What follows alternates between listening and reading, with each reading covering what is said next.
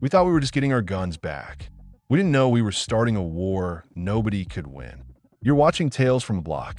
Hit that like button and subscribe. I got real stories from the streets for you. I used to think I understood loyalty. In the Bloods, that word means everything. Loyalty to your set, your colors, your brothers. You break that, you don't deserve to breathe. But the streets got a way of testing that word till it bleeds. Back then, I was riding with the Rosewood Bloods, a smaller set posted up just off Wilmington Avenue. We weren't the biggest crew, but we were tight. Born from the same blocks, same dirt, same losses. Our leader, D Money, was one of those quiet types. No flex, no chain, just cold eyes that saw everything. I remember the night he called us all to the back of the auto shop. Me, Tone, Lil Spinks, and Big Cortez. It was close to midnight. You could smell oil and gunmetal, and the street outside was dead silent, except for a barking dog down the block. D stood in front of us with his hands in his pockets, just staring at the floor like he was choosing his words carefully. "Somebody hit the stash," he finally said. Tone frowned. "What stash?" D looked up slow. "The shipment. The rifles." The words hit like a brick to the chest. We just gotten that load 2 nights ago, M4S shotguns, handguns, all clean, all untraceable. It was supposed to arm half the set for months. Losing it wasn't just a loss, it was humiliation. "Who?" Cortez asked, voice low. D shook his head. "Don't know yet, but I got a lead. Some fools from the east side, might be 92 Hoovers or Inglewood families. Could even be a mix. Word is, they move in pieces of it already." Lil Spink smirked. "Then we hit back tonight. Simple." But D didn't smile. "Nah, this ain't no simple jack. I got word they teamed up, a whole alliance. A few Crip sets, some neutral hustlers, even a couple of cats from the Valley moving the gear. This ain't a hit, this a play." The garage went quiet. You could feel it, the tension, the kind that makes your jaw lock. That's when I spoke. "So what's the move?" D finally looked at me. "We taquilla it back, but we do it smart. I want eyes on whoever's selling, follow the trail, find where the rest is. Then we move, quick and clean." I nodded, but inside, my blood was already boiling. Those guns weren't just steel, they were our power, our protection, and whoever took them had just signed their death wish. The next evening, we rolled out in 2 black Chargers. No plates, tinted windows, all business. The streets were alive like usual. Music bumping from porches, sirens echoing somewhere far, smoke rising from somebody's cookout. But the block felt heavier that night, like even the air knew something was about to go down. Tone was driving, eyes locked on the road. I sat in the passenger seat, pistol tucked against my thigh. Spinks was in the back, bouncing his knee. We got a tip from a dude named Rico G. Not the kind of snitch you trust, but the kind you pay enough to talk. He said a small crew was moving crates out of a warehouse near Florence and Hoover, mostly at night, no security on the outside. Sounded too easy, and that's what worried me. When we got there, the place looked dead. Rusted metal gates, flickering light inside, one old truck parked near the back. I felt my pulse climbing. Tone killed the engine. "You sure this the spot?" I scanned the lot. "Yeah, this is it." We moved like shadows, guns out, hoodies up cutting through the dark. The closer we got, the more I felt that gut feeling, the one that tells you something ain't right. I motioned for Tone and Spinks to circle left, while I and Cortez went right. We got up to a cracked window and peeked in. Inside, 4 guys unloading crates, laughing, music low. Crips, judging by the blue rags and one dude's tat. 92 inked under his eye. Cortez whispered, "That's ours. That's the shipment." And it was our logo, right there on the boxes, RWB, stamped clean on the wood. "All right," I breathed. On 3. We moved in quiet, but the second Tone kicked that side door open, chaos erupted. Bullets tore through the air, glass shattering, sparks flying. I dropped behind a crate, fired twice, saw one of them drop. Spinks rushed in wild, yelling "Blood Gang" like a war cry, spraying till the clip clicked empty. It was over in seconds. The warehouse went dead quiet except for Spinks breathing heavy and a faint hum from the broken lights. Tone opened one of the crates, half empty. The guns were real, but most were gone. "Where's the rest?" he muttered.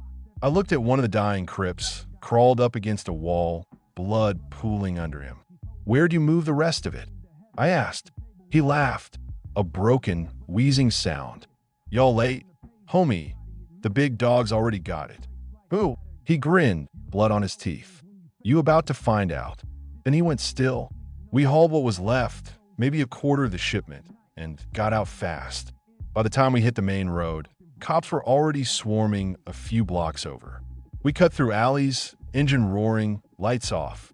Back at the auto shop, D was waiting, cigarette burning between his fingers. When he saw the boxes, he didn't smile, just looked disappointed. "That's it." "Yeah," I said. "Rest got moved. Some Crip Alliance, maybe Hoovers."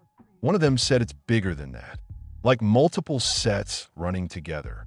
D's eyes narrowed. "Bigger how?" I hesitated. He said the big dogs. Like not street level. For the first time, I saw something in D's face. Not fear, but concern. He looked at the ground, then at us. "Y'all don't understand," he said. "This ain't just a street beef. This shipment was supposed to stay off radar. Some of them guns came from higher up, cartel supply. If word gets out we lost it, Tone cut him off. Then we take it back before anyone finds out." D stared at him, then nodded slowly. "Yeah, but we do it quiet.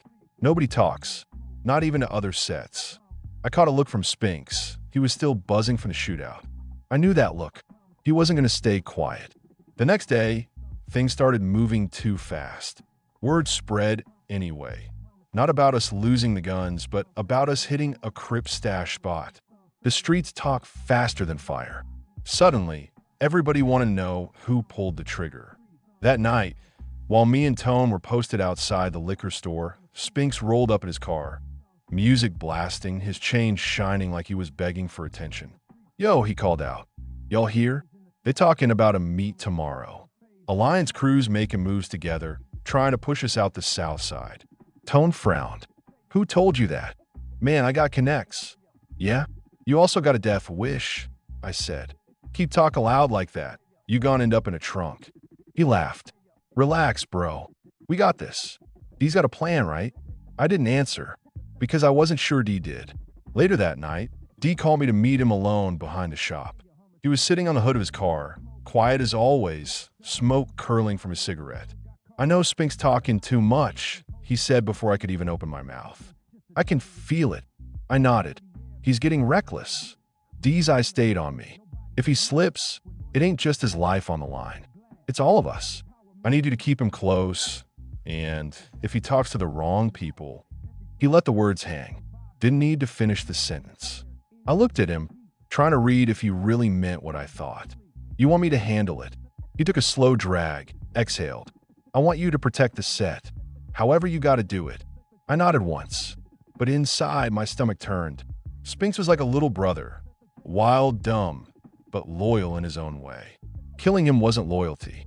It was survival. The following night, things hit a new level. Spinks called me, said he had info on where the rest of the shipment was. "Warehouse off Alameda," he said. "Alliance crews moving it tonight." I swear this is it. I didn't trust him, not fully, but if he was right, this could fix everything. We met up by the old train yard, 3 cars deep. D, Tone, me, and 6 others. The night air was cold, quiet, too quiet. Through the fence, I saw movement, trucks, people loading crates. And then I saw something that froze me. It wasn't just Crips. It was everybody.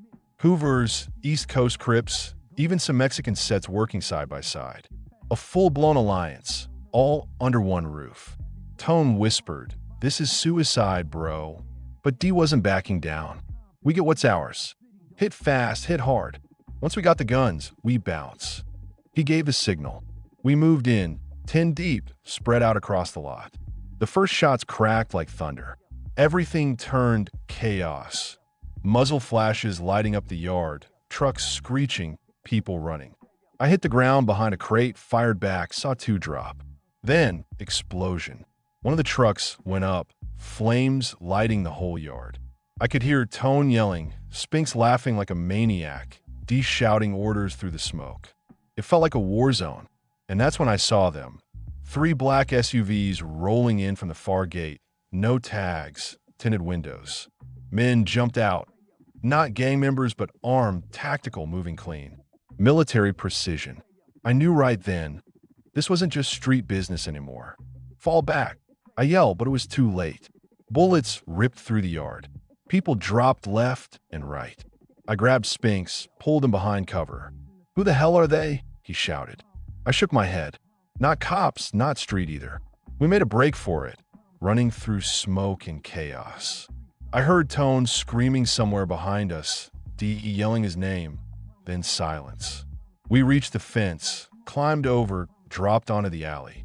My hands were shaking, lungs burning. Spinks looked at me, eyes wide. "Yo, what just happened?" I didn't have an answer, because in that moment, I realized this wasn't just about stolen guns anymore.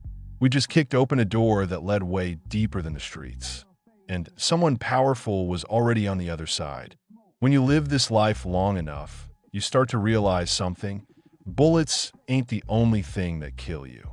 Sometimes it's silence. Sometimes it's the moment you realize you don't know who's standing next to you anymore. After that night at the train yard, the block went cold. Half our crew was gone. Dee was missing. Tone wasn't answering his phone. And the rest of the Rosewood Bloods scattered like roaches after a raid. Me and Spinks made it back to the hideout on 118th, a rundown duplex with boarded windows and a sagging couch that smelled like weed and old sweat. We sat there for hours, just breathing, not saying a word. When dawn finally broke, the city looked dead. Smoke from the warehouse still hung over the skyline. You could smell miles away, burnt rubber and gunpowder. Spinks was the first to speak. "You think Tone made it?" I didn't answer. I was staring at my hands, still shaking. The blood on my sleeve had dried into a dark crust. He leaned forward. "Yo, whoever those dudes were, they weren't from the streets. That was military type S. You saw how they moved." I nodded slowly. "Yeah, that wasn't no gang." "Then who?" I exhaled. "I don't know, but Dee knew something. He was too quiet about that shipment." Spinks frowned. "You think he set us up?" I wanted to say no, but the truth stuck in my throat. Dee always played his cards close. Maybe too close. By noon, we had to move. Word was spreading fast. Crip sets were saying the Bloods tried to take out their alliance meeting. Some said we killed one of their big dogs, K-Lock, a name that carried weight. That meant retaliation was coming. I called around, checked with a few other sets, old heads, even a cousin up in Watts. Everybody said the same thing: stay low. We packed what we could, cash, burners, a half-empty duffel of ammo, and ditched the spot. We ended up hiding in an old body shop near the train tracks. That night, while Spinks crashed on a cot, I sat outside under the orange glow of a streetlight, trying to make sense of it all. Every sound made me twitch: a barking dog, a passing car, the hum of helicopters somewhere above. I kept replaying that night in my head, the gunfire, the SUVs, the way those men moved. It wasn't random. Somebody planned that whole thing. And if Dee wasn't dead, he was either running from the same people as us or running with them. Around 3 a.m., my burner phone buzzed. Unknown number. I almost didn't answer, but something told me to. "Joe," I said.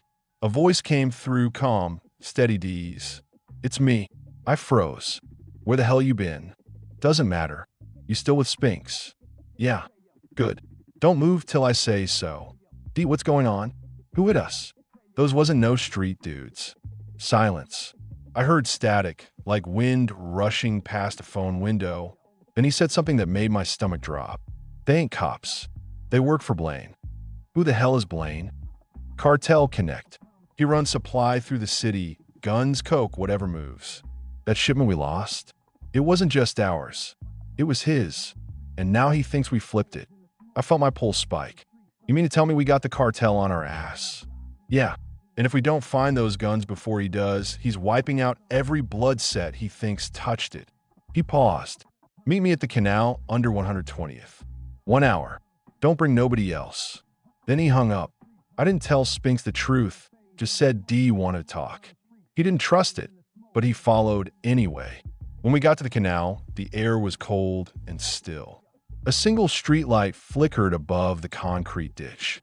D was already there, leaning against a black SUV, hoodie up. He looked rough, a cut on his cheek, dried blood down his neck. "Glad you made it," he said quietly. Spinks crossed his arms. "Man, what the F happened, D?" "We walked into a damn ambush." D nodded slowly. "I know. Somebody tipped them off." "Tipped who off?" I asked. "The Alliance. And the cartel." "Both." My jaw clenched. "You saying one of us?" D looked between us. "Not sure, but somebody close. Somebody who knew when we were hitting that yard." I felt Spinks's eyes flick toward me, just for a second. That's all it took for anger to spark in my chest. "You think it's me?" I snapped. "Nah, bro," Spinks said, hands up. "I'm just saying, how else they know? I only told you about the location." I stepped closer. "You told me, and I told D." "That's it." D raised a hand. "Enough. Blaine won't fix this. We need a plan. Blaine's men are already sweeping the city. The Alliance crews are joining forces. Crips, mech sets, even a few neutral hustlers. They want revenge and that shipment. So what's the move?" I asked. "We hit the supplier. The middleman Blaine used to move the guns. He's in Watts, goes by Felix. If we get him, we get answers." I nodded slowly. "And if we don't talk?" D's voice went cold. "Then we make him." By dawn, we were deep in Watts. The streets were quiet, too early for most people, too late for anyone sane. Felix's spot was a chop shop disguised as a tire store. We parked down the block, masks up, heaters ready. Spinks whispered, "You sure he here?" D nodded. "Yeah, he don't move much." We kicked the side door in, fast and loud. Inside, sparks flew, someone dropped a wrench, and 3 dudes jumped up from under a lifted car. "Hands up!" I barked, gun steady. Felix was easy to spot. Slick hair, gold chain, a pistol tucked in his waistband. He froze when he saw D. "Man, you crazy coming here," Felix said, voice trembling. "Blaine's looking for you. That's why we're here," D said, stepping closer. "You moved our shipment. Where is it?" Felix shook his head fast. "It ain't like that, man. I was just storage. The Alliance took the load last night, split it up. Half went to Hoover's sets, half went north." "North where?" I demanded. "Warehouse on Alameda and 42nd. The same area y'all hit before. But you don't want to go back there. Blaine's crew there now." D leaned in. "Then you're coming with us." Felix's eyes went wide. "Hell no, man. Blaine kills snitches." D hit him once hard. Felix dropped to his knees. "We can do this easy," D said, calm as stone. "Or we can do it the hard way." Felix coughed, clutching his jaw. All right, but y'all crazy. That place is locked down. Then we break in." We waited till night. The city felt on edge. Sirens everywhere, cars burning in alleys, people whispering about a blood war like it was the apocalypse. At the hideout, I caught Spinks sitting alone, head down. "You good?" I asked. He nodded, then looked up at me. "You ever think about what we doing, bro? Like, what's the point?" "What you mean?" He sighed. "Every time we think we win, we just dig deeper. First, it was just about protecting the set. Now it's cartel S, military S. We ain't built for that." I looked at him, then at the floor. "You think about leaving?" He laughed bitter. "Ain't no leaving the block. You know that." I didn't answer because I knew he was right. At midnight, we rolled out. Me, D, Spinks, Felix, and 2 others. The warehouse loomed ahead, floodlights sweeping across fences. It looked like a fortress. D laid it out simple. I'd cut the power. Spinks would cover the back entrance. Felix was our guide inside. We moved quiet through the shadows. My heart was thumping so loud I could feel in my throat. I found a junction box, yanked a wire. Lights went black. D gave the signal. We breached. Gunfire erupted instantly. Whoever was guarding that place was ready. Muzzle flashes lit the dark, bullets pinging off metal. I hit the floor, returned fire. Spinks came in from the back, yelling. They everywhere. Felix panicked, ducked behind a crate. I told y'all. He grabbed him by the collar, shoved him forward. Where's the shipment? Felix pointed toward a line of trucks near the center. There. That's it. We moved fast. I covered D as he pried open the first truck. Inside were crates, the rest of the shipment. He smiled for the first time in days. We got it. Then I heard it, tires screeching outside. SUVs. Same kind from before. D's face dropped. They found us. Move, I shouted. We grabbed what we could, loading crates into the back of our truck. Gunfire tore through the walls. One of our guys went down screaming. Spinks jumped in the driver's seat. We good. Let's go. D climbed in next to him. I covered their escape, then dove into the back as the truck lurched forward. Bullets followed us into the night. Windows shattering, sparks flying. Spinks swerved through alleys, tires smoking. I turned to D. Now what? We got their guns. He shook his head. It ain't over. Blaine don't care about the guns. He cares about control. He'll burn the whole south side to get it. Felix groaned from the corner, clutching his shoulder, blood seeping through his shirt. You don't understand. Blaine's already got people inside your set. I froze. What you mean? Felix looked right at D. One of your own made the deal. D's eyes went hard. Who? Felix coughed, breathing shallow. He called himself. Tone. Everything inside me went still. Tone. The one who taught me how to shoot. The one who said loyalty first. Spinks slammed the brakes, truck skidding to a stop. You lying. Felix shook his head weakly. He met Blaine's men last week. Said he'd help deliver the guns for a cut. But it went sideways, and now they all after y'all. D's jaw clenched. Where is he now? Last I heard, safe house on Central. He's waiting for Blaine to pull him out. I felt something break inside me. Tone, after everything we bled for. D looked at me. We finished this tonight. The safe house was a one-story trap house tucked behind an old liquor store. One light in the window, blinds half closed. D parked 2 blocks away. Rain had started to fall, cold, steady, the kind that makes the world feel heavy. You sure you want to do this? Spinks asked quietly. I checked my gun. Yeah, I need to see his face. We moved up slow, hugging the walls. I peeked through the window, saw Tone sitting on the couch, gun on the table, counting cash. Alone. D nodded once. On 3, we kicked the door open. Tone jumped up, gun in hand, but froze when he saw us. For a second, nobody moved, just the sound of rain hitting the roof. Then I spoke. What? Tone looked tired. Not scared, not angry, just tired. It wasn't supposed to go like this, bro. I was trying to make a move, get us out the mud. Blaine promised a way out. D stepped forward, gun raised. You sold us out. Tone shook his head. I was trying to save us. You think Blaine would have left us alone after that shipment went missing? I made a deal. We move it for him. He protects the set. And you believed him? I said, voice cracking. Look around, Tone. Half our people dead because of you. He looked at me, eyes wet. You don't understand, man. There's no winning this. He runs everything now. The blocks, the cops, the shipments. You either fall in line or get wiped. D's hand tightened on the trigger. Then I guess we get wiped. Tone's eyes darted between us. Don't do this, D. We used to be brothers. D's face didn't change. Brothers don't sell each other to the devil. He fired. Tone hit the floor. No sound, just the echo of the shot bouncing off the walls. Spinks looked away. I just stood there, frozen, staring at the man who used to have my back in every shootout we ever survived. D turned to me. We ain't done yet. Blaine's gonna come looking. We take the guns out of the city tonight. After that, we disappear. I nodded numbly. But deep down, something in me snapped. Loyalty used to mean something. Now it was just another word people said before pulling the trigger. We left the house just as dawn broke, sky turning gray. Sirens wailed somewhere far off. The rain turned the streets slick, reflecting red and blue from distant cop lights. As we drove, I looked out the window, the city we fought for, bleeding in silence.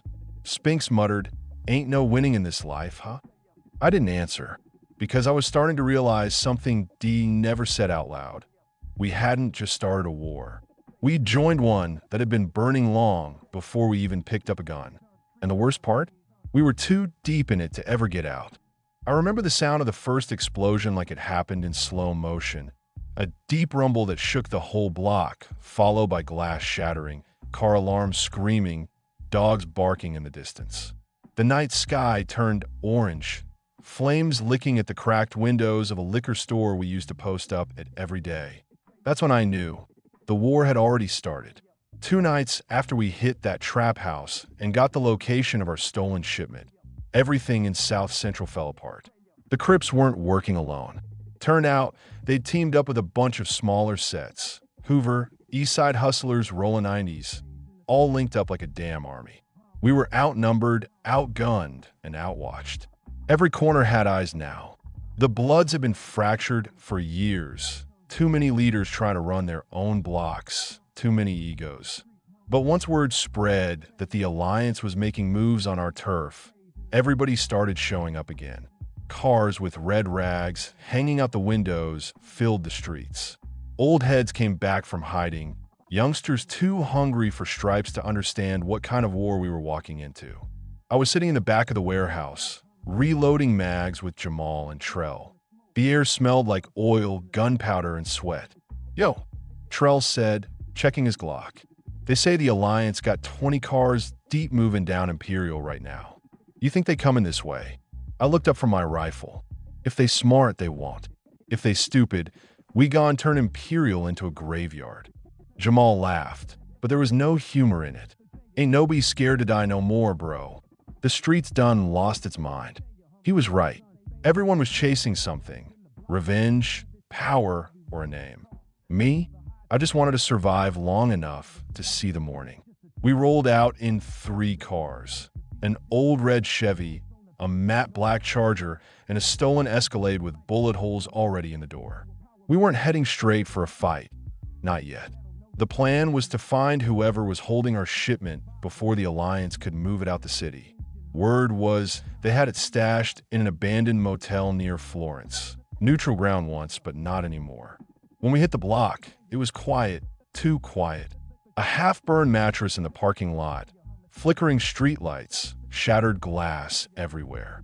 We moved slow, guns drawn, boots crunching on gravel. I took point with Jamal behind me. "Check the 2nd floor." I whispered. He nodded, creeping up the stairs with his pistol out. The place smelled like piss and burnt plastic. Every door we passed had holes from old gunfights. When we reached room 207, we heard it. Muffled voices, laughter, the sound of something heavy being dragged. Jamal mouthed, "Guns." I kicked the door open. 2 Crips and a dude in a gray hoodie jumped up from the bed. The room exploded with chaos. Gunfire tore through the walls, plaster flying. I hit the deck, returned fire, dropped one through the chest. Jamal ducked behind the dresser, firing at the guy by the window. The dude in the gray hoodie ran for the bathroom.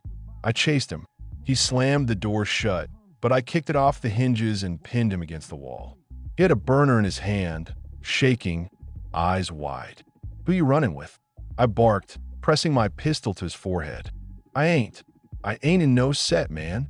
I just move product. They paid me to drive the truck." "What truck?" He swallowed. "The one y'all looking for. The guns. They ain't here no more. They moved it last night." My chest tightened. "Where?" He hesitated until Jamal stepped in, bleeding from a cut on his cheek, and cocked his gun. "Talk." The driver stuttered. "They moving it to the docks. Long Beach. So they're gonna sell half to some Mexicans." "You too late, bro." I didn't even realize my finger had tightened on the trigger until the bullet left the barrel. The man dropped. Jamal looked at me. "We ain't got much time." I wiped the sweat from my brow. "Then we go get our guns back tonight." The drive to Long Beach felt like a funeral march. Every streetlight, every siren, every empty alley felt alive, like the city itself was watching. Trell rode shotgun, his face lit by the glow of his phone. "Yo, look at this," he said, showing me a live video on Instagram. It was the Alliance, 30 deep, posted up at the docks, blue rags waving, guns in hand. They were already waiting. Jamal cursed under his breath. They knew we was coming. Somebody talking. That word, somebody talking, hit different in our world. Snitches got dealt with fast, but sometimes it wasn't that simple. Sometimes it was someone you trusted, someone you bled with. I kept my eyes on the road, but my mind was spinning. There were too many coincidences lately, too many times we showed up and they already knew. You think it's one of us? Trell asked quietly. I didn't answer. We parked a few blocks from the docks and went on foot. The night air was cold, the sky heavy with smoke. From the distance, we could hear the waves crashing, the echo of voices shouting. We moved through the shadows, ducking behind shipping containers, stepping over puddles of oil. The docks were lit up with portable floodlights, and there, under one of them, was our truck, the red semi-trailer with bullet holes along the side. But it wasn't alone. 24 Crips stood around it, guarding like it was gold. Behind them, 2 SUVs with tinted windows, the kind cartel guys used. Jamal whispered, "They doing business right now. You sure we ain't better off waiting?" I shook my head. If they move that shipment, we lose everything. We Hichino. We split up. I flanked right with Jamal, Trell, and 2 others moved left. Heart pounding, palm slick with sweat. My finger hovered over the trigger. One of the Crips laughed, lighting a cigarette. Another opened the truck doors, revealing crates. Wooden crates, stamped with military serials. I nodded to Jamal. On three. Three. We burst out from behind cover, guns blazing. The air filled with gunfire, sparks flying off metal. The first wave of Crips went down, but more poured out from behind the trucks. The scene turned into a war zone. Bullets pinged off containers, smoke filled the air, and the sound of automatic rifles echoed across the docks.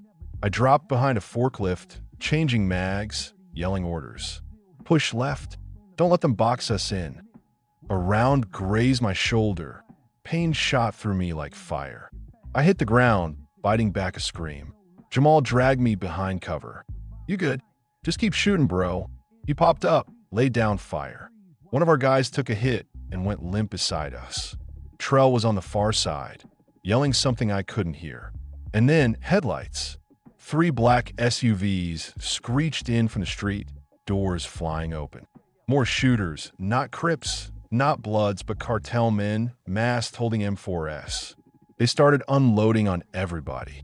No sides, no mercy. It was chaos.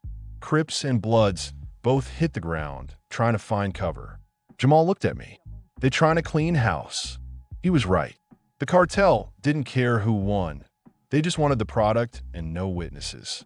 I saw Trell firing from behind a crate. Then a grenade rolled near him. Trell! The explosion ripped through the air. I felt the heat hit my face, debris flying. When the smoke cleared, Trell was gone. Something inside me snapped. I grabbed my rifle and ran straight toward the truck. Jamal shouted my name, but I didn't stop. I climbed into the cab, turned the key, and slammed the gas. Bullets shattered the windshield, glass cutting into my arms. The truck roared to life, smashing through a container. The goal wasn't to win. It was to get the guns out of there. Jamal jumped onto the side rail, climbing in. You crazy, man. Maybe, I said, bleeding, breathing hard. But we ain't dying empty-handed. We tore down the dock road, the back of the truck full of stolen rifles, gunfire lighting up the rearview mirror.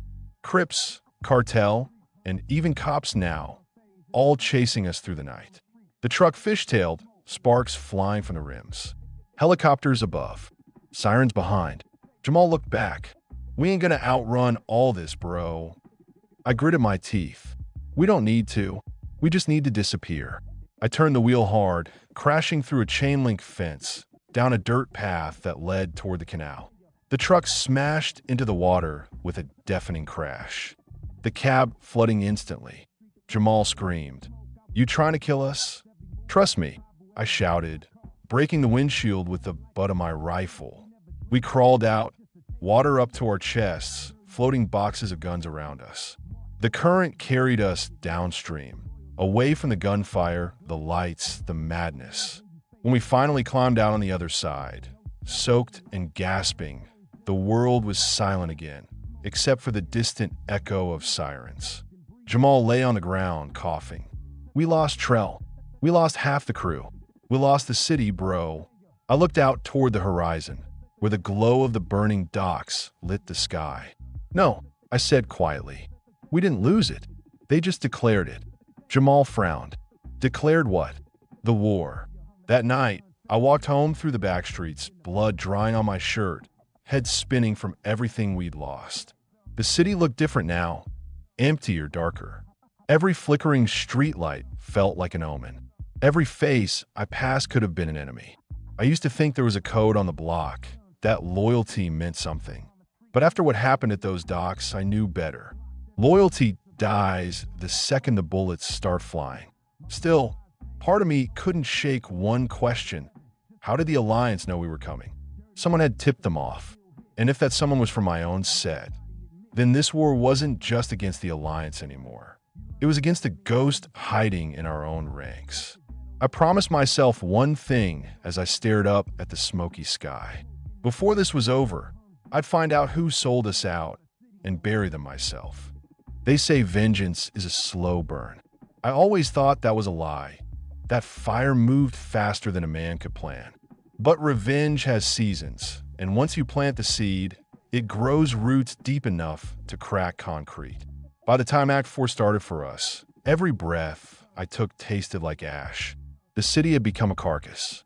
Windows boarded up like teeth knocked loose, burned out cars like bones jutting from the asphalt, and the people who used to walk the block like ghosts moving through fog. The nights had gone from loud to lethal. You could hear the news helicopters, feel the cop lights paint the sky, smell the gunpowder and diesel everywhere you went. Everyone wanted a piece, and nobody was leaving without taking something. After the docks, after we drove the truck into the canal and lost guys I'd grown up with, everything shifted from survival to hunting. Trell's funeral was nothing like the few we could afford in the past. It was raw, with more tears than laughter, more rage than prayer. We buried him 2 days after he went under, on a strip of earth behind Old St. Jude's where the grass refused to grow. Jamal and I stood there with our heads down, fingers sunk into the soil like we could pull him back up. Spinks tried to scream for a minute, then just folded into himself. He was a ghost. He showed up at the funeral like a shadow, said nothing, then disappeared into the night. I remember looking at his hands. They shook whenever he tried to light a cigarette. He never smoked, but he kept doing it like it would help him breathe. His face looked older, carved deeper than before. It's funny, a man built to lead a crew can look suddenly small in a casket line. The thing about vengeance is also that it asks a price. It always takes something you didn't know you had. For me, it took sleep, nights that turned into blurry days. It took the warm taste of something normal, like a burger from the corner joint. It took the way my little sister used to call me on Sundays and ask about the pictures her kids sent, and I'd lie and tell her I'd be home for her birthday. I stopped going home. We had one clear lead after the docks. Felix gave up what he knew before they wrapped him up in a trash bag and threw him in the alley like a warning. He blurted Tone's betrayal and some names. He whispered, half delirious, that Blaine had men inside our set. He named one of them as Cortez, a name that hit me like a punch. Cortez was a big man, bigger than his nickname made him sound, with a laugh that used to fill rooms. He was loyal in the way drunk men are loyal, loud and loudmouthed. I couldn't picture him with a cartel contact. D let me handle Cortez. He said it's better if I did the asking. Maybe he thought I'd get answers without blood. Maybe he thought I could still be human. I found Cortez in a room that smelled like old clothes and regret. He was holed up in a motel on Vermont, a place with a flickering neon sign promising cheap rooms and worse decisions. He opened the door with a pistol in hand, not surprised to see me. There's a look between men when something dies inside them, and you were the one who watched it happen. You look nervous, I told him, gun down low so he could see it. You dice with the cartel now. He laughed, a brittle sound. You look worse, man. Felix said you met with Blaine. Felix saying a lot of things. Cortez pushed past me into the room, slamming the door. He poured whiskey into a chipped glass like it was holy water. You know what Blaine promised? Freedom. Money. A way out the gutter. You sold us our way out for what? A paycheck. Cortez sat on the edge of the bed. His hands trembled like a child's. Wasn't meant like that, man. We was going to move product. No one was going to get hurt. You moved the shipment. You told them where Dee's stash was. Cortez's face went gray. It went sideways. They scared the hell out of me. Blaine came at me. Said they'd take my whole crew, my mama out the house if I didn't help them. What did you want me to do? What you wanted to do was wash your hand with our blood and think you weren't dirty, I said. You killed Trell. I watched his face go tight, then pale. He dropped the glass. I didn't mean for him to get caught in that blast. You were the tip. You gave him the docks. Cortez didn't try to fight. Maybe the whiskey had loosened his spine. Maybe he'd already decided the knife would be out. He sank down on the bed and put his face in his hands like a man trying to hold his world together with fingertips. You got kids, I said, softening for a second. You got a little girl. He looked up like I'd struck him. Yeah. Then you do what little men do when they're cornered. They lie. They barter. They make deals. You never thought the deal be with a man who'd burn everything down to teach you a lesson. Cortez started to cry like a kid.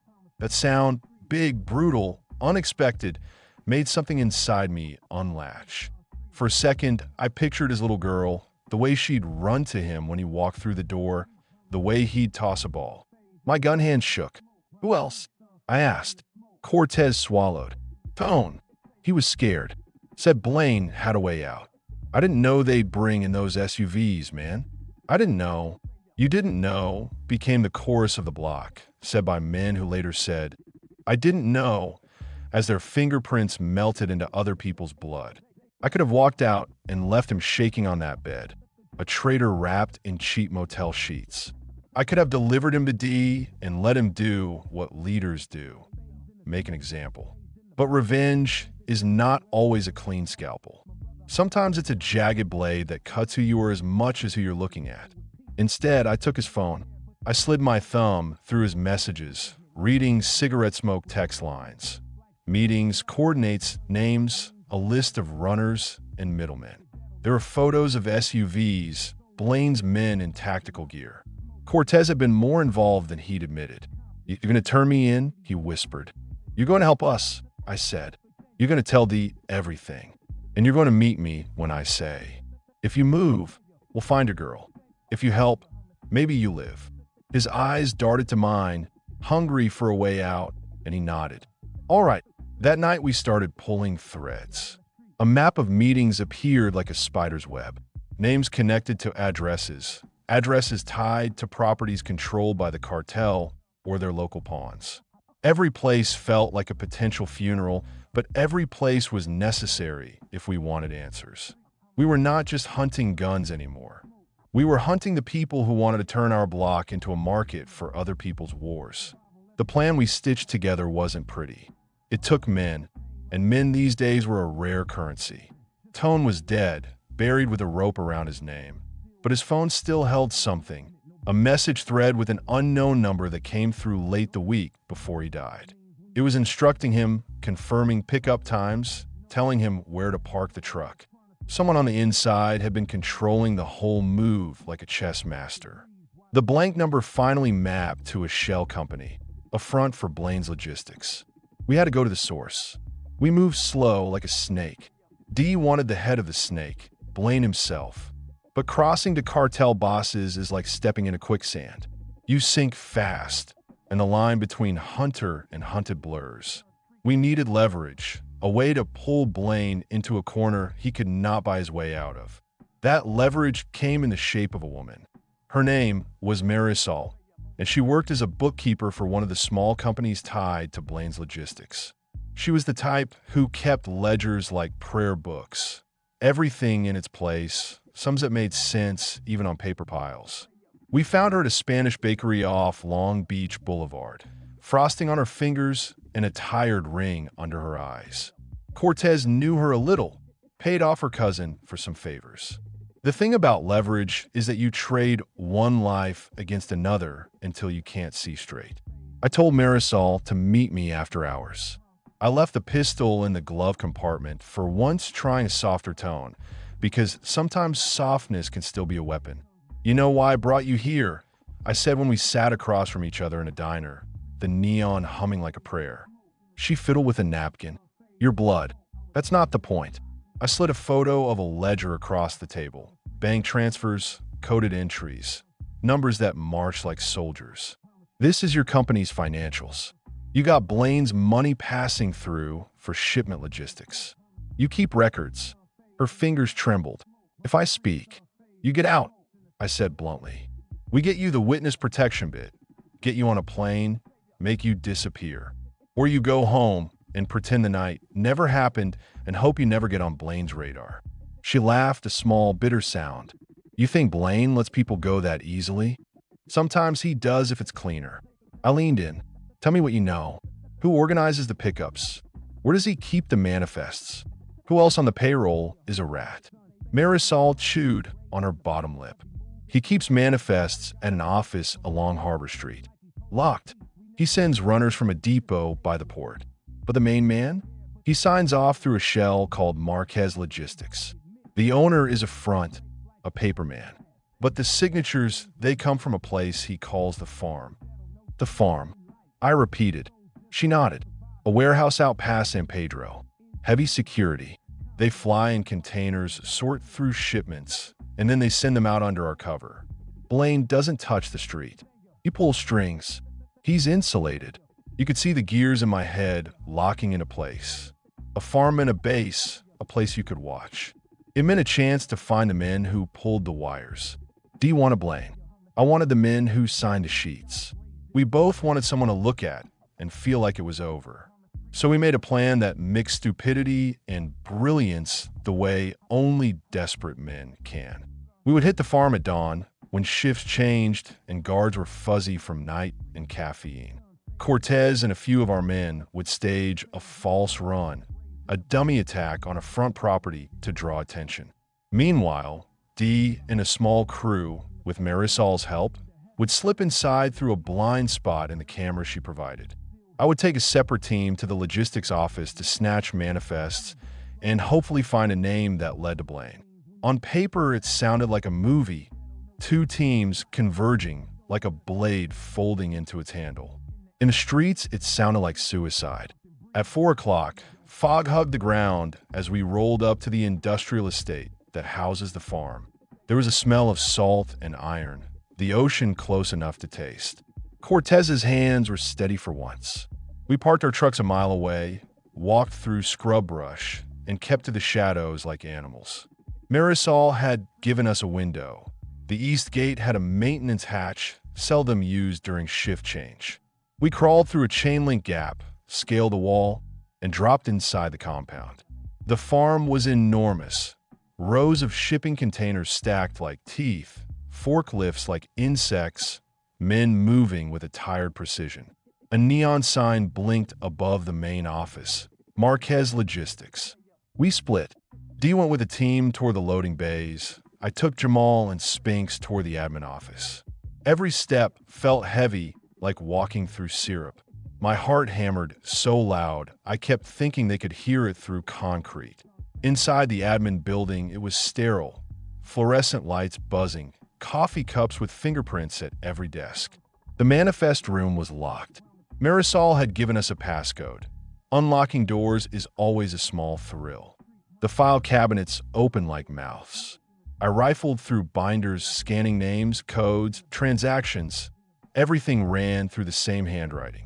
And there, tucked between invoices, a neat printed sheet with Blaine's code name, the alias used in bank transfers. A name, Alvaro Blaine. An address, a townhouse in a neighborhood disguised with palms and white fences. It was a breadcrumb. Got it. I breathed, relief like a heat wave breaking. We'll get Blaine. But then the whole building seemed to breathe and scream at the same time. A radio popped in the hallway. The guard on duty had been suspicious. We heard footsteps. The cameras blinked to life. Somewhere our deception had frayed. "Moo!" I hissed. We stacked the manifests into a duffel and bolted.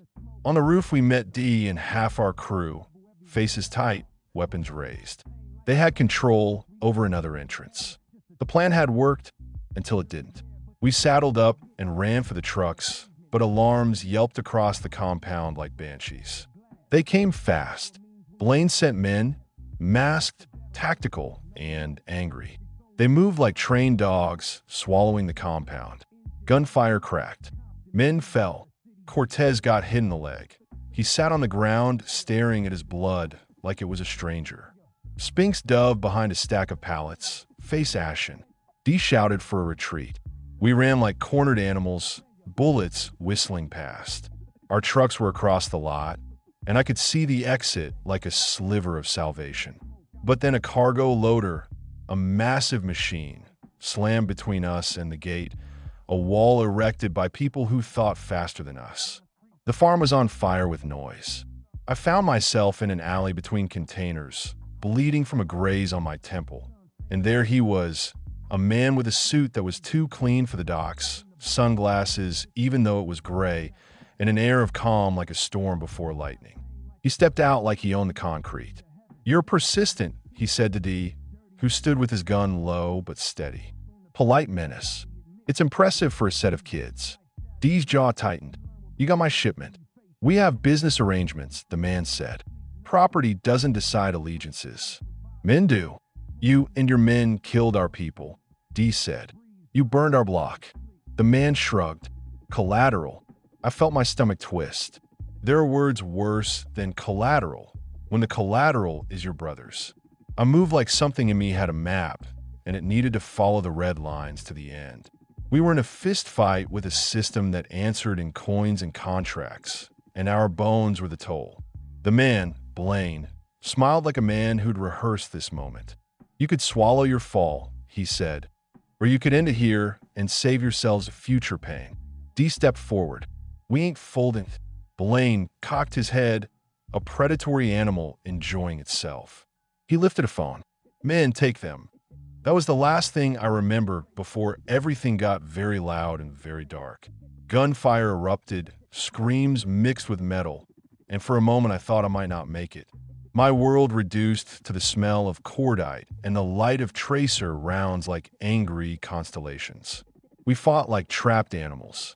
I saw Jamal take a round to the chest and fall backwards, eyes wide. I threw myself at a man with a rifle, felt the weight of his body, the dirt in my mouth.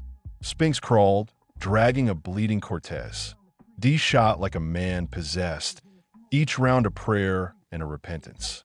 We were stupid and brave. At some point, the air shuddered and became still. The masked men retreated like a tide pulling back. Blaine's men left a map of bodies and scarred concrete in their wake. The cameras recorded everything like cold witnesses. We were alive, but we were broken in parts. We crawled into the trucks, the manifest bag heavy on my shoulder like a confession. We burned the farm with Molotovs left in a crate, an ugly, ugly sight that felt like paying an invoice with the only thing we had left. The flames chewed at pallets and paper, white heat licking the night. We didn't look to see if the blaze took anything else. We were leaving. Back in the car, D kept his stare forward, quiet as a lake. Cortez moaned in the back, clutching his leg. Spinks was pale, shaking. Jamal's breathing was ragged. I kept the manifest in my lap, fingers rubbed raw from the clutching. The network we had skinned out of that room would lead to Blaine's townhouse, but I had an image in my head of the man in the suit, smiling like a man who owns the night. We were one step closer to Blaine, but the closer you get to the Kingpin's house, the more levers they have to crush you. There was no law that said the king had to be fair. There was no court where the Bloods could stand and argue for justice. The law in this city was contracts and bullets. We drove through black neighborhoods that looked like bones, tires whispering on wet asphalt. We passed a church with a light on and kids on a stoop watching us like we were a film they wanted no part of. Morning edged the sky, and I thought for 1 second about the old days before the guns, before Blaine, before the alliances, when we were small enough to be forgiven for being foolish. That memory felt like a dream through heavy lead. We pulled to a stop at an abandoned strip mall 2 blocks from Blaine's address. Dee spoke at last, voice flat, exhausted. We go in, we go quiet. Marisol's put away in. She can open the back gate on the townhouse. We go when the guard changes at noon. We go in like men with no tomorrow, I said. We walk in, get Blaine, maybe we make him bleed a little. But watch for the SUVs, watch for cops. He got money to buy protection. Dee's eyes caught mine, and, for once, I saw fear there, quick and human. We either hit him now, or we wait and the damn war eats half the city. There's no safe bet left, man. He was right. There are moments where a person must choose the lesser of two hells.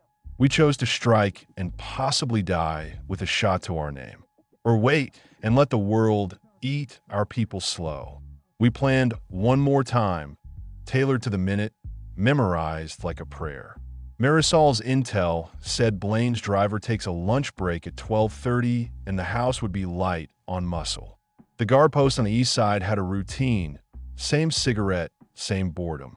We come in quick, hit Blaine, tear the house apart, then vanish. At noon, the sky was white and thin. We parked a block away. Spinks drove, hand steady somehow. Cortez was in the back, groaning. Dee had his gun in his lap like a stone. Marisol, pale and certain, opened the back gate for us like a traitor to her old life. Her hand shook as she eased the latch. She did this for her kids, she said. She did it because a life with papers and a plane looked like a future. She didn't want to be a corpse in some alley. We slipped inside like ghosts. The townhouse was too clean, too quiet. Brass fixtures gleamed, framed photos of a man in sunglasses on marble tables. There were signs of work, a laptop on a desk, a safe hidden behind a painting. We moved slow, the manifest heavy in my coat. Blaine was there, in his kitchen, hands folding a napkin. He looked up, saw us, and for a second he looked mildly annoyed, like he'd been interrupted. "You're very persistent," he said.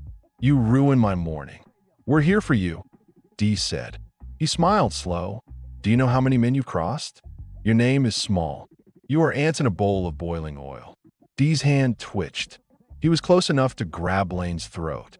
But Blaine had men. And Blaine had men with automatic weapons behind the doors, trained to protect profit like priests protect prayer books. In the next second, the front door exploded inward. Men rushed in suits, clean shoes, breaking our space with military precision. Shots rang like noon bells. We had been walked into an ambush. A move like I've been taught since 9 years old. Hit low, move fast, find cover. Dee dove forward and grabbed Blaine, wrenching him toward the kitchen table like he was pulling the last piece of a puzzle. Blaine spat blood and laughed. "You think getting me means anything? You take the head and 2 more rise." A door banged, open upstairs. Heavy boots hit stairs. There was a scream. Marisol, I realized someone had pushed her, and for a second, everything spiraled like a coin in a drain. We fought in the rooms like the world was ending. Men went down. Men got up.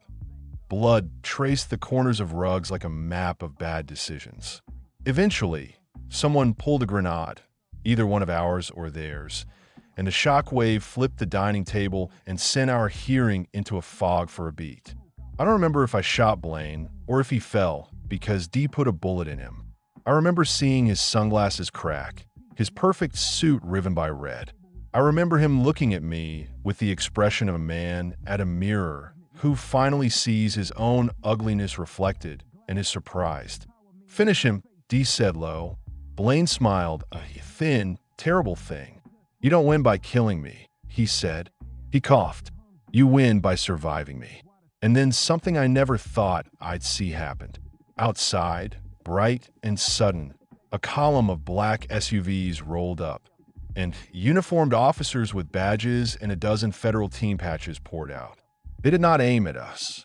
They stood around, hands up, and then, to our horror, they pointed their guns at us. The men who'd been in suits earlier flashed badges, sheriff insignias cut through the dust. Blaine had protection that walked in blue. He had bought shielded hands that could make our deaths look like law. He had made a private army out of the law we once thought would help. Men in suits whispered into phones in languages I didn't want to hear. The federal badge smiled with teeth that cut like coins. Blaine, suddenly a man shielded by something bigger than his guns, looked calm. He'd already written the script. Make the Bloods look like homegrown terrorists and reclaim the profit while the world watched. They cuffed us, not gently. Hands behind our backs, cameras flashing like a mockery. They read words into microphones, suspects in the possession of illegal arms. They posed Blaine at the counter, clean and smug, while we were hauled away like animals. When they put me in the back of the van, the manifest in the glove compartment, the thing we fought for, felt like it belonged to some other version of the city, a version we didn't live in. Blaine walked past the van and looked at us with pity or scorn. I couldn't tell. He tipped his head like a man who'd just paid for a theater performance and enjoyed the main act. We thought we'd strike the heart of the beast and tear it out. Instead, the beast had a dozen hearts, and one of them beat with a badge. They called us terrorists. They blamed us for the fires. They called us murderers. The man with the perfect suit wrote the headline, while the men who'd bled for their set were booked like thieves. As the van pulled away, I watched the townhouse recede, the smoke from the earlier fires curling like a promise. Dee's eyes met mine through the barred window. He mouthed something I couldn't hear. I pressed my palm to the glass. For the first time since the war started, the set felt smaller, like a child's toy in a grown man's fist. Maybe that's what Blaine wanted all along. Make us small. Make us something the city could wash its hands of. Make us the disposable part in his ledger.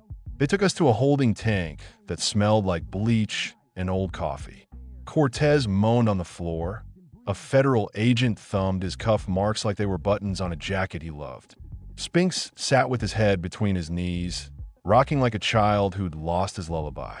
Dee was calm in that way leaders are, collected, unreadable. He flicked his eyes from us to the camera and back again.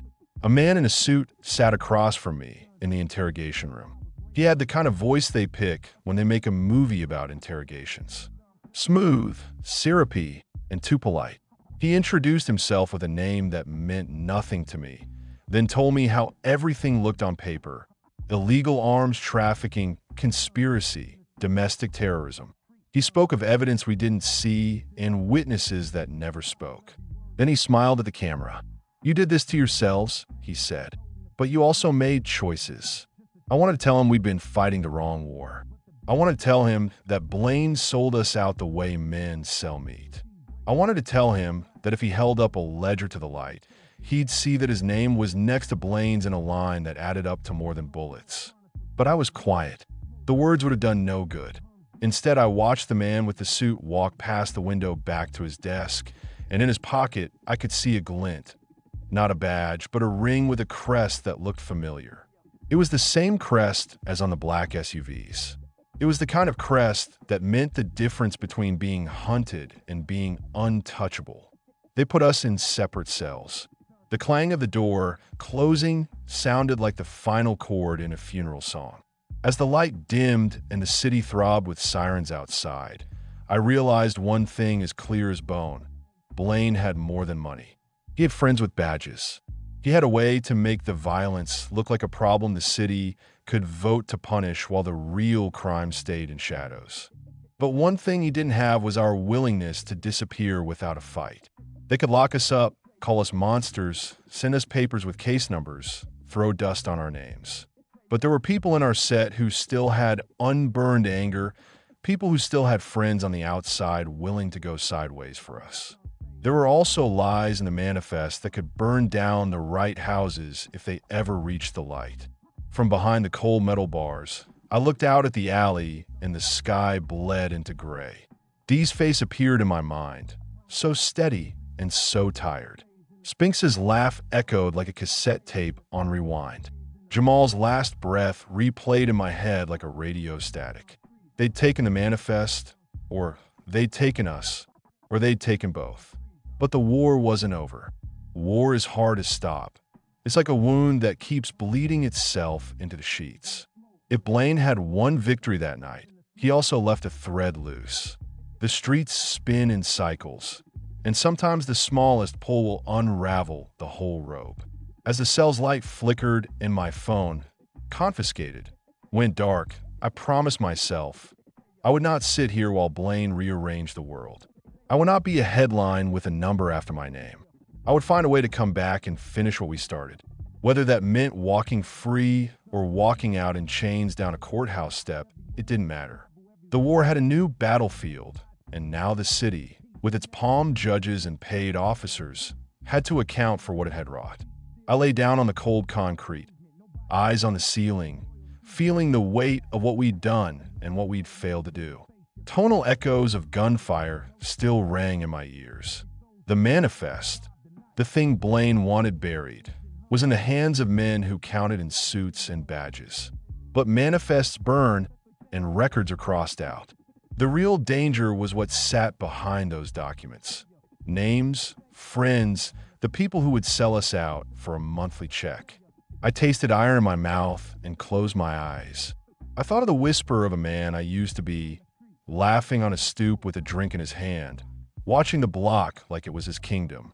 I thought of Trell's hollow chest and Marisol's trembling hands. I thought of Dee's steady jaw. Outside, a siren wailed again. The city hummed like a fever dream. And while the cell door clicked shut behind me, I made a promise into the darkness that felt like a prayer and a warning. They could lock the body, but they couldn't lock the story. They couldn't keep the block from speaking.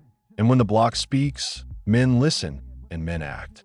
The next move belonged to whoever was left standing. The war wasn't over. It was just changing rooms. It had been 3 days since the warehouse burned. 3 days since Jamal bled out in my arms. 3 days since I found out who betrayed us. I didn't sleep. Couldn't. Every time I closed my eyes, I saw the fire reflecting in Jamal's pupils, the sound of his voice fading while the sirens got louder. He kept saying, "Don't let it end like this, bro." But the truth was, it already had. The block felt dead. Stores boarded up, alleys empty, cops rolling slow through every intersection. News said it was gang conflict, but that didn't even scratch it. This wasn't a conflict. It was a cleansing. The Alliance was wiping us out, and I had no crew left to call. The few that survived were hiding, either in other cities or behind closed doors. Half of the sets that claimed blood had already switched sides to save themselves. The ones who stayed true, buried. But I wasn't done. Not until I looked the man who set us up straight in the eyes. It started with a voicemail. A burner phone slid under my door while I was half asleep on the couch, the battery taped to the back. I didn't touch it at first. Could have been cops, could have been a setup. But curiosity kills hesitation. When I powered it on, there was only one message. If you want to know who sold out your crew, meet me under the overpass on Rosecrans. Midnight. Come alone. No number. No name. But that voice, low, calm, familiar. Trell. The last time I saw him, he was supposed to be dead. Midnight. The overpass was empty except for flickering sodium lights and the sound of water dripping from the concrete. The air smelled like burnt rubber and wet dirt. My hand never left the grip of my Glock. Then I heard footsteps. He stepped out from the shadows. Same tattoos, same chain, same cold look. Only difference was the limp. The blast at the docks had left its mark. "Guess I ain't as dead as you thought," Trell said, smirking. I didn't move closer. "You got something to tell me?" He nodded slowly. "Yeah, you already know, but you don't want to believe it." "Say it." He looked me straight in the eye. It was King. My blood went cold. King, our set leader. The man who put me on, the one who taught me the game, who told me, "This block is your family now." "You lying," I said, voice shaking. Trell shook his head. He made a deal with the Alliance before the shipment even went missing. Gave them the truck, gave them our routes, everything. Said it was business. He thought he'd get a cut and come out clean. I clenched my jaw. So why they hit us so hard then? Because they didn't need him once the deal went through. He thought he could play both sides. Now he's hiding, same way you been. I took a step forward.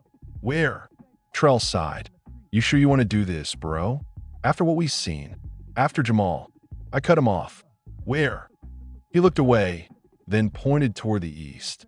Old Projects by Wilmington. Unit 13.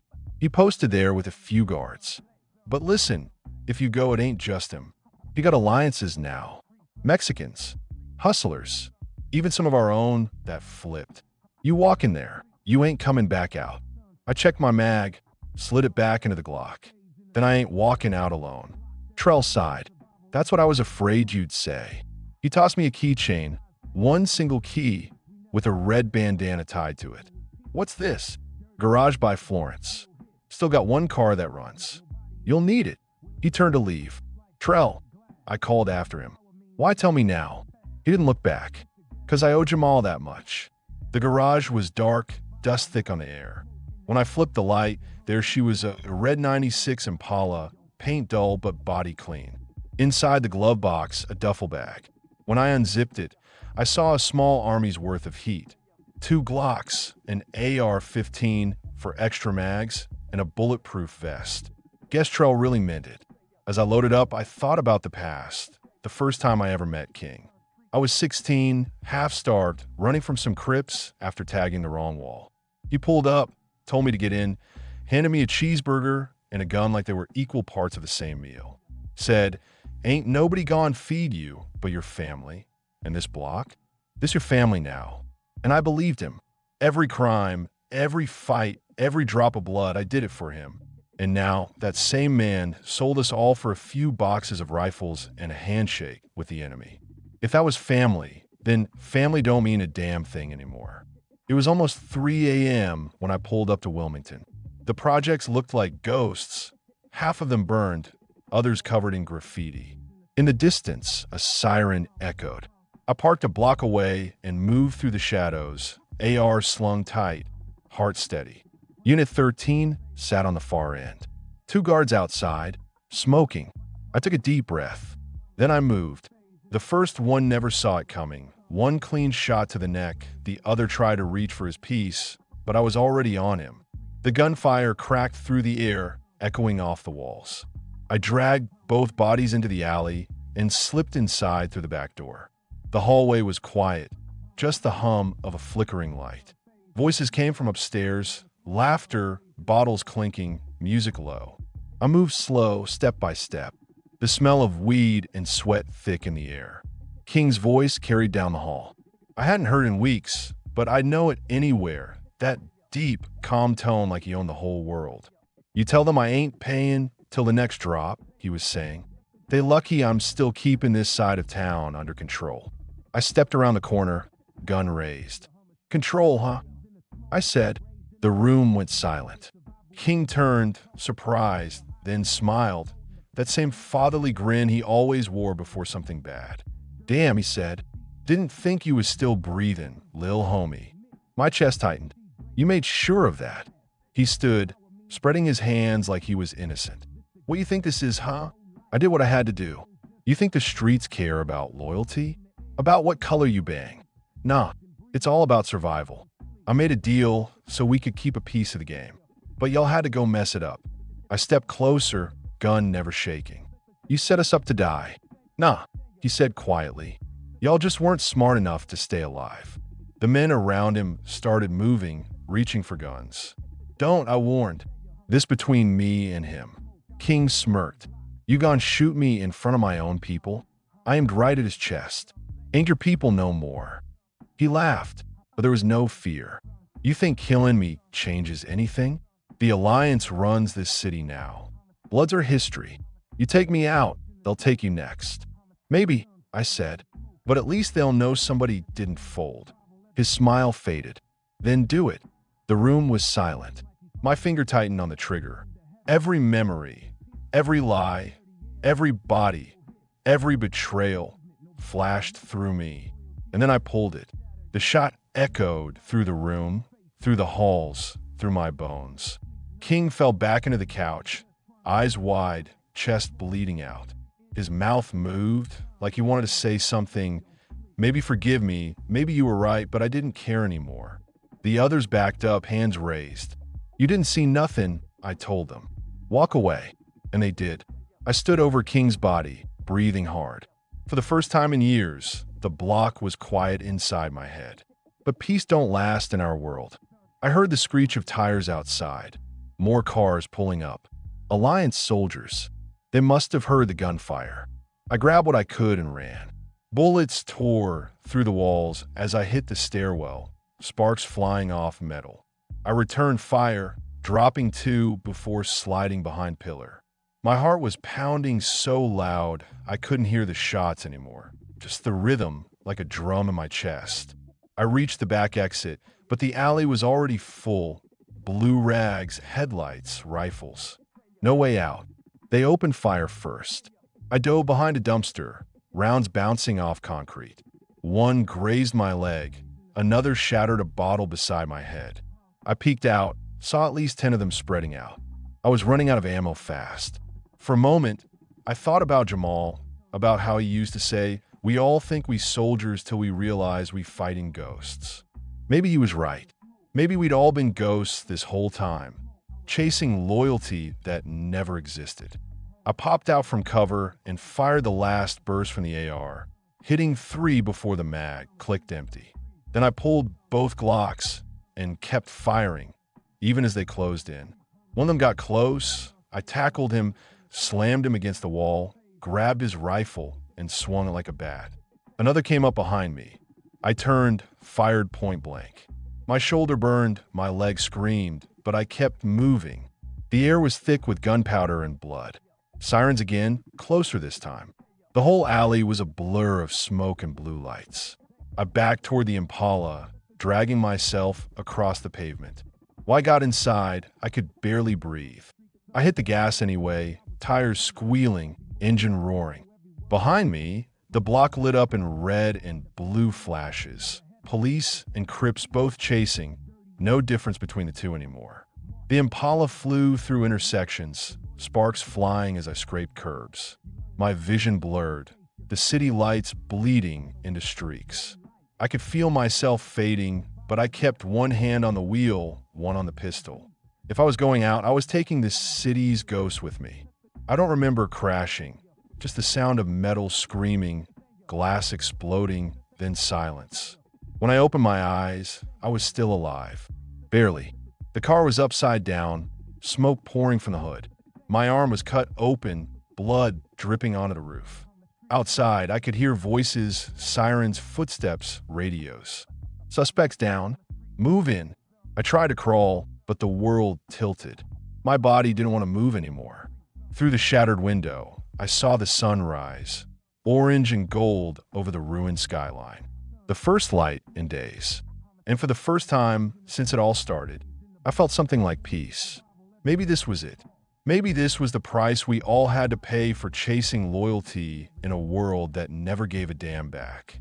I thought about Jamal, about Trell, about all the brothers we buried, about how none of us were villains, just lost men trying to survive a war we didn't start. I closed my eyes and smiled through the blood. Guess we finally got our guns back, I whispered. Just too late to use them. Then everything went quiet.